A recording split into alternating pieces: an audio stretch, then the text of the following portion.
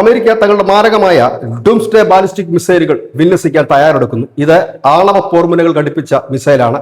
ഹിരോഷിമയിലൊക്കെ ഉപയോഗിച്ച ആണവ ആയുധത്തിന്റെ 20% കരുത്തുള്ള ഒരു ആണവായുധമാണ്. എന്തിനാണ് ധൃതി പിടിച്ച് ഇത്തരം ഒരു മിസൈലിന്റെ പരീക്ഷണം കഴിഞ്ഞ ദിവസം വാണ്ടർബർഗ് സ്പേസ് ഫോഴ്സ് ബേസിൽ നിന്ന് നടത്തിയത് എന്നൊരു ചോദ്യം ഉയരാം.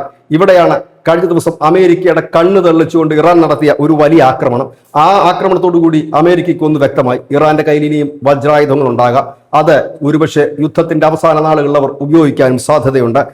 അതിന് കാരണം ഖത്തറിൽ ഈ അമേരിക്ക സ്ഥാപിച്ച 5000 കിലോമീറ്റർ ദൂരപരിധിയിലുള്ള ഈ മിസൈലുകളെ മറ്റും ട്രാക്ക് ചെയ്യാനും നശിപ്പിക്കാനും കഴിയുന്ന ഒരു എയർ ഡിഫൻസ് സിസ്റ്റം $1.1 ബില്യൺ അത് സ്ഥാപിച്ചത്. 5000 കിലോമീറ്റർ എന്ന് പറയുമ്പോൾ ഏഷ്യയുടെ എല്ലാ ഭാഗങ്ങളും, ഇന്ത്യൻ മഹാസമുദ്രം, ഇറാൻ, ഇറാഖ്, സിറിയ തുടങ്ങിയ രാജ്യങ്ങളെല്ലാം ഈ റഡാറിന്റെ കണ്ണിൽപ്പെടും. പക്ഷെ ആ റഡാറാണ് കഴിഞ്ഞ ദിവസം ഇറാൻ തകർത്തത്. ഇതോടുകൂടിയാണ് അമേരിക്കയ്ക്ക് ഇതിന്റെ ഒരു കളി മനസ്സിലായി തുടങ്ങിയത്. കാരണം ഇത് എത്രത്തോളം ഭയാനകമാണ് ഈ ഒരു ആക്രമണം എന്നുള്ളതാണ്. അതായത് US ബഹിരാകാശ സേനയും അവരുടെ ബ്ലോക്ക് 5 എന്ന് പറയുന്ന ആ സേനയും നാശനഷ്ടങ്ങൾ സ്ഥിരീകരിക്കുന്ന ഉപഗ്രഹ ചിത്രങ്ങൾ വഴി ഇപ്പോൾ ലോകത്തെമ്പാടും ഇതിന്റെ ചിത്രങ്ങളും പ്രചരിച്ചുകൊണ്ടിരിക്കുന്ന ഒരു അവസ്ഥയാണ്.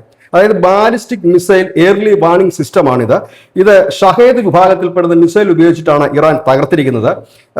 ഒപ്പം തന്നെ ഇറാൻ, ഇറാഖ്, സിറിയ, തുർക്കി, മധ്യേഷ്യ, ഇന്ത്യൻ മഹാസമുദ്രം തുടങ്ങിയവയെ നിരീക്ഷിക്കുന്നതിനായിട്ട് ആണ് ഈ റഡാറിൽ തന്നെ താഡ് സംവിധാനം കുട്ടിയിണക്കിയിട്ടുണ്ട്. അപ്പോൾ പേട്രിയറ്റ് മിസൈലുകൾ നശിപ്പിക്കുന്ന സംവിധാനം കുട്ടി ഇണക്കിയിട്ടുണ്ട്. അങ്ങനെ വലിയ സംവിധാനത്തോടുകൂടി $1.1 ബില്യൺ വലിയ രീതിയിൽ സംവിധാനം ഒരുക്കി ഖത്തറിൽ ഈ ചുറ്റോട് ചുറ്റുമുള്ള രാജ്യങ്ങളെ ട്രാക്ക് ചെയ്യാനും ഒപ്പം തന്നെ വരുന്ന മിസൈലുകൾ ദൂരത്തിൽ നിന്ന് 5000 കിലോമീറ്റർ എന്നൊക്കെ പറയുമ്പോൾ വലിയ ഒരു ദൂരപരിധി തന്നെയാണ്. നമ്മുടെ S-400 300 to 400 അല്ലെങ്കിൽ 500 കിലോമീറ്റർ ദൂരപരിധിക്കുള്ളിൽ മാത്രമേ നശിപ്പിക്കാൻ കഴിയും. ഇവിടെ 5000 പറയുന്നത്. ഈ 5000 എന്നൊക്കെ പറയുന്ന ഈ എയർ ഡിഫൻസ് സിസ്റ്റത്തെയാണ് ഇപ്പോൾ ഇറാൻ അടിച്ച് കളഞ്ഞിരിക്കുന്നത്. അതുകൊണ്ട് തന്നെ അമേരിക്ക കരുതുന്നു ഇറാൻ ഇനി ഒതുങ്ങിയിരിക്കില്ല.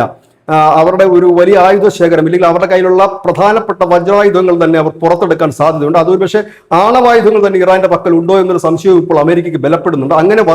അങ്ങനെ സംഭവിച്ചാൽ അതിനെ പ്രതിരോധിക്കുക, ഇസ്രായേൽ അടക്കമുള്ളവയിലേക്ക് ആക്രമണം നടത്തുകയാണെങ്കിൽ വലിയ രീതിയിൽ തന്നെ ഈ ആണവായുധങ്ങൾ പ്രയോഗിക്കുക എന്നുള്ളൊരു തന്ത്രത്തിന്റെ ഭാഗമായിട്ടായിരിക്കാം ഇപ്പോൾ അമേരിക്ക ആണവായുധങ്ങൾ വിന്യസിക്കാനുള്ള ഒരു നീക്കം നടത്തുന്നത്. ഇതോടുകൂടി ഈ മേഖലയിലെ യുദ്ധം മറ്റൊരു തലത്തിലേക്ക് മാറുകയാണ്.